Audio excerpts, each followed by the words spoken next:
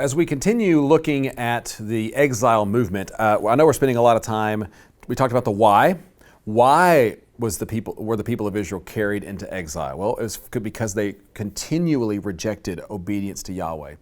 Now we want to look at the how, and this gets in a little bit of some gory detail, and we're going to try to visually represent it so we can see what the heck's going on in the world, because this is where a lot of our brains can't quite picture it. And so we're on page 143. Let's take a look at the how. Here is the foreign policy of the people of Assyria. So if we're working on our timeline, if we have our big, broad timeline, roughly 2000 BC is Abraham, okay?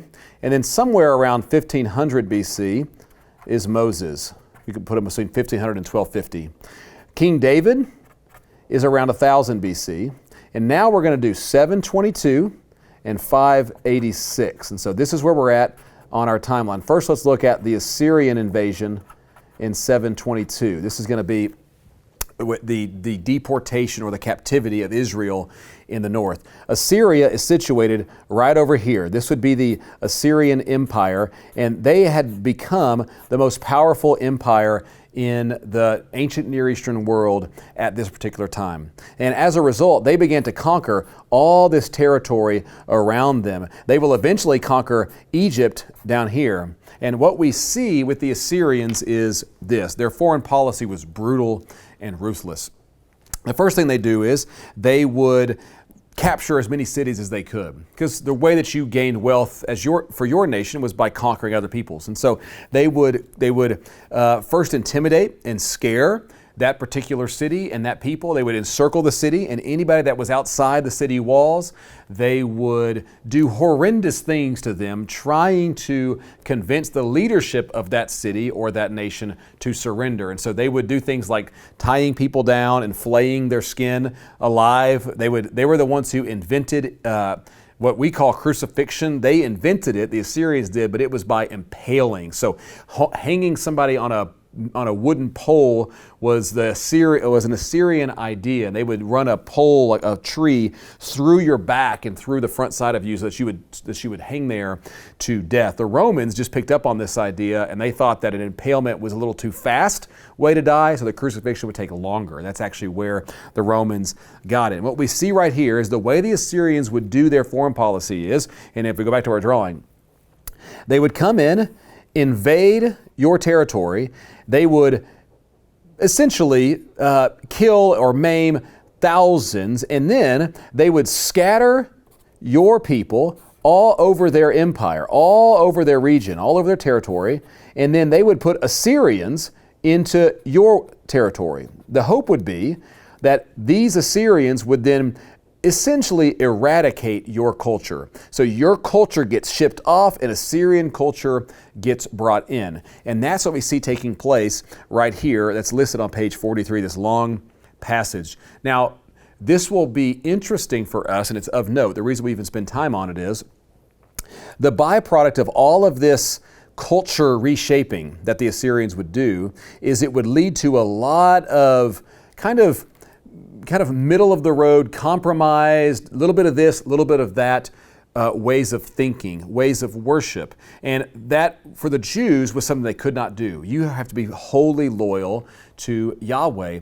The descendants of this people called Israel in the north, after the Assyrian invasion, their descendants will be later known as Samaritans. And this is why the Samaritans in your New Testament are so hated. The faithful, we might say, or the loyal Jews found the Samaritans to be half-bred, half Yahweh worshipers, half Assyrian, half-breed, low-level people. They did not respect them. And it was because when the Assyrians came in and scattered the people of Israel, they also left Assyrians there. And what happens is those people begin to have children with people of Israel, and that becomes an entire group of people that later will become known as the Samaritans. And we see Jesus interact with a particular Samaritan at a well in John chapter 4, and it's one of my favorite stories in all the Bible. That's the Assyrian how. If we turn the page, we then, and that's what's being explained to you on the syncretistic worship and the corrupted worship on page 144. And you can see those pages there. Babylon was a little bit different. Here's how Babylon would do it. So what takes place, we're going back to our map. Now we move down the line. Babylon is situated right down in about here. And my map is not obviously to scale. Babylon is situated right down here. And Babylon takes over Assyria. Now all of this territory becomes Babylonian. And what Babylon's foreign policy is Babylon would invade your land. And the very first thing they would do, so let's have Babylon come over. They would invade your land, and the very first thing they would do was take your best and brightest. They'd go to your universities, and they'd go to like Silicon Valley and get the best and the brightest of your people, and they would ship just them off to Babylon. The hope would be that when they came in a little bit later, maybe decades later, and destroyed what was left of your territory, then when your people arrived in Babylon, they'd see some of their former best and brightest, and they'll say, look, that's not too bad here. They treated us well here. And that way it would soften the blow of when the Babylonians would come in and invade. And by the way, that is exactly who Daniel and Shadrach, Meshach, and Abednego, these people, they are some of the best and brightest of Judah who are carried into Babylonian captivity, and they're treated well. They're given choice food. They're trying to treat them well and kind of butter them up so that when the rest of their countrymen come, they'll say, look how great the Babylonians are. But that plan doesn't go that well because Daniel and Shadrach, Meshach, and Abednego keep just trusting Yahweh, and it's not really working. If you see on page 145, this is the Babylonian invasion listed out for you, a lot of what we just said. In 612, they will first conquer Assyria, the capital of Assyria even in Nineveh. So that's the Babylonians taking over. And then Nebuchadnezzar, who's the king of Babylon in 605, will come to Jerusalem, and that's where he will begin to take some of these best and brightest away. Letter D is Jeremiah the prophet reflecting. He's writing through all of these events, Jeremiah is. If you look at letter E, treatment in Babylon was difficult, but not as harsh, we might say, as the Assyrians. And then lastly, letter F, some of the Jews fully assimilated into the culture, meaning they went along with the Babylonian culture, but others remain faithful to Yahweh.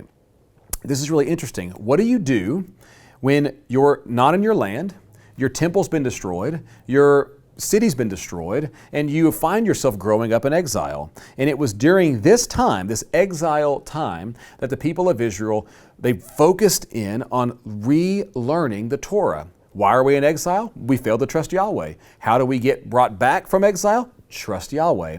And they did that in these places called synagogues. That just means a gathering or an assembly. And you see what we have listed here. During this time, away from the temple and certain feasts and observances, the synagogue emerged as a place for study of the Torah. It became important to be faithful to Yahweh even in exile. And when you read books like Ezekiel and Daniel and Esther, that's the heart of the message of those books. How can we be faithful to Yahweh even growing up in exile? We note the effects of the exile on page 146.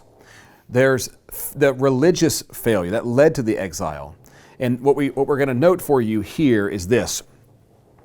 The faith of the Orthodox was challenged.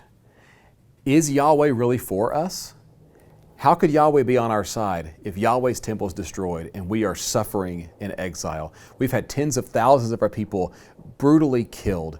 How can Yahweh be for us? That became a really important question. Letter B is this. The fact was that God was punishing His people, and that became important for the people in exile to understand. This is not because God has abandoned us. This is because we had abandoned Him. And you can see those reasons, 1, 2, 3, 4. The second big development of the exile, and this is really, really important. I want to highlight this for you. Look at letter A, B, C, and D on page 146 under number 2. The religious developments during the exile were these. The people of Israel had a radical return to monotheistic faith in Yahweh. They realized that, and they learned the lesson. We are in exile because we were not faithful to Yahweh. We worshiped idols. We have to be solely focused on Him. Number 2, with that comes a rejection of all idolatry. They will become passionate about rejecting idols. Number 3, one of the reasons that they're told they went into exile is they failed to observe the Sabbaths. They failed to observe the feasts that are required of them to allow themselves to be trained that God is the one who brings us rest. God is the one who brings us peace.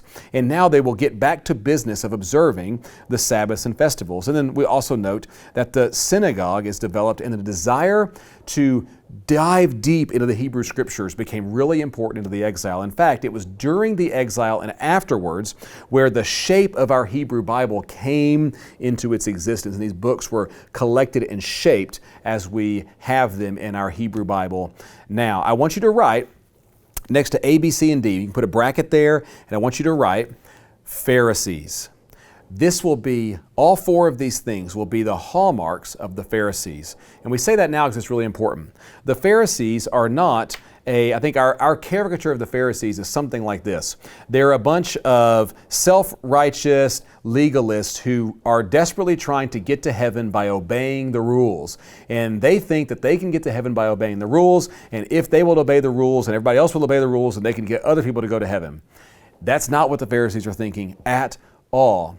The Pharisees are thinking these 4 things. We have to be faithful to Yahweh, because if we're faithful to Yahweh, He will act on our behalf and He'll bring us blessing. The very thing that He's promised over and over and over again. So let's be faithful to Yahweh. Let's trust Him. Let's obey Him. The Pharisees are good guys. They're good people that are desperately trying to be zealous for Yahweh. The reason they're going to get in trouble with Jesus is because they miss that Jesus will redefine all of these things around Himself. Jesus will say that He is the covenant coming to fruition in Himself. And the Pharisees will say, no. That's not how this is going to work. That's not how this happens. And yes, the Pharisees obviously have some legalistic struggle. There's some legalistic issues that they're struggling with. And yes, they have some power that they're clinging to, and Jesus will go after that as well. But we have to get our caricature of the Pharisees a little bit out of our head and see that this A, B, C, and D is what the Pharisees are all about. It's what they're after. And this is 500 years before the time of Jesus, and that tradition is going to be developing during the exile and the return. So we'll pick back up on our pieces of the timeline in just a moment as we continue as we look at movement number 8.